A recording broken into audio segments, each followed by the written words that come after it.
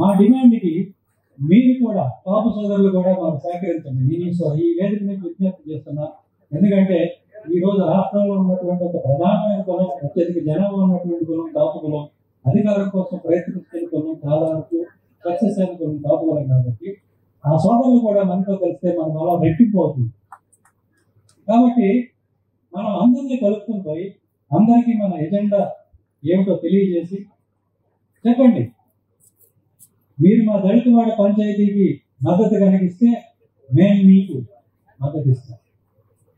మీ పాప నాయకుడిని మీరు ముఖ్యమంత్రిని చేసుకోండి. మా దళిత నాయకుడిని ఉప ముఖ్యమంత్రి చేయండి. మా హర్ష్ కుమార్ ఉప ముఖ్యమంత్రి చేయండి. మా విజయ్ కుమార్ ఉప ముఖ్యమంత్రి చేయండి. మా జాడా శ్రావణ్ ఉప ముఖ్యమంత్రి చేయండి. చెప్పండి.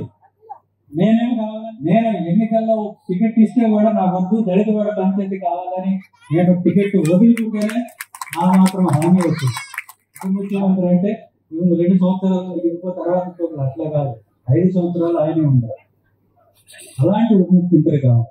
కాబట్టి మిగతా కులాలను కూడా కలుపుకోండి, కలవండి. వాళ్ళతో మనకి భేదం లేదని చెప్పండి. మేము మీకు సహకరిస్తాం, మీరు ముందుకెళ్ళండి. మీతో పాటు మేము కూడా ముందుకు వస్తాం. మా నిధులు మాకు ఇవ్వండి, మా పంచాయతీ మాకు ఇవ్వండి, మా ఆడపడుతున్న సర్పంచులు చేయండి, వాళ్ళ వార్డు మెంబర్లు చేయండి. ఇదండి ఈ మహానుభావుడి కథ. సో ఏం చేయాలి? ఒక ఆల్ ఇండియా సర్వీస్ ఆఫీసర్కి కోడ్ ఆఫ్ కండక్ట్ ఉంటుంది, సర్వీస్ రూల్స్ ఉంటాయి.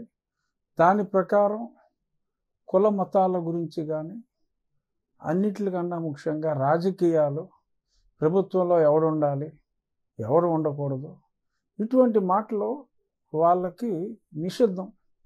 మరి అయినప్పటికీ కూడా ఒక రాజకీయ నాయకుల్లాగా మరి ఇప్పుడున్న ముఖ్యమంత్రి వీరికి అర్హత లేదు. ఎందుకంటే మరి ఆయన కాపు కాదు, దళితుడు కాదు అన్నీ మాట్లాడినట్టుగా ఇతని మాటలు ఉన్నాయి. మరి ఎందుకు ఉపేక్షిస్తారో ఇటువంటి వారిని నాకైతే అర్థం కాదు. ఇమ్మీడియట్గా యాక్షన్ తీసుకోవాలి.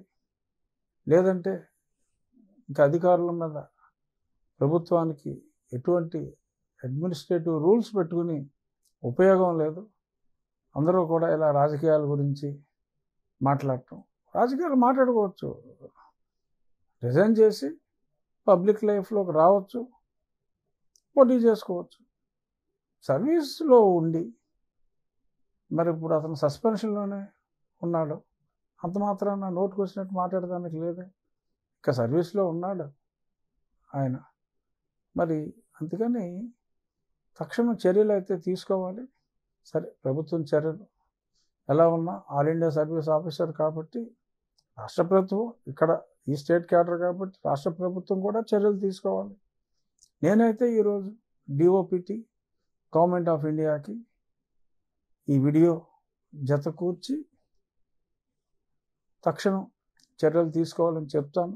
గతంలో ఇలాగే మతం గురించి మాట్లాడినప్పుడు, అప్పుడు జగన్మోహన్ రెడ్డి గారు ముఖ్యమంత్రిగా ఉన్నప్పుడు నేను డిఓపిటికి రాశా, ఇతను మాట్లాడాడా లేదా అని చెప్పి రాష్ట్ర ప్రభుత్వాన్ని కన్ఫర్మ్ చేయమంటే ఫైల్ తొక్కేశారు జగన్మోహన్ రెడ్డి గారి ఆఫీస్లోనే. నాకు తెలిసింది అది జిఐడికి పంపిస్తే అప్పుడు సీఎం ఆఫీస్ నుంచి ఇన్స్ట్రక్షన్స్ వచ్చి ఆ ఫైల్ తొక్కేయండి రా బాబు అని తొక్కేశారు. సరే, ఆ తర్వాత ప్రభుత్వం మారిన పురోగతి లేదు దాని మీద, మరి ఎందుకు లేదు. ఇప్పుడు మరి ఇంత బ్లేటెంట్గా ఈ ఉన్న ప్రభుత్వం మరి పనికిరాదు అన్నట్టుగా అతని మాటలు ఉన్నాయి.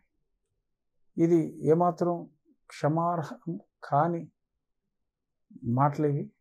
సో తక్షణం ఐఎమ్ షూర్ రాష్ట్ర ప్రభుత్వం కూడా స్పందిస్తుందని అనుకుంటున్నాను. ఆల్ ఇండియా సర్వీస్ ఆఫీసర్ కాబట్టి నేను ఒక లేఖ రాస్తాను, తక్షణం చర్యలు తీసుకోవాలని. కానీ ఇది నిజమేనా, ఎలా మాట్లాడా అని రాష్ట్ర ప్రభుత్వాన్ని అడుగుతారు. మరి అక్కడ ఎటువంటి అలసత్వం లేకుండా నిజాన్ని నిజమని చెప్తే సరిపోతుంది. కంపల్సరీగా అతని మీద చర్యలు ఉంటాయి.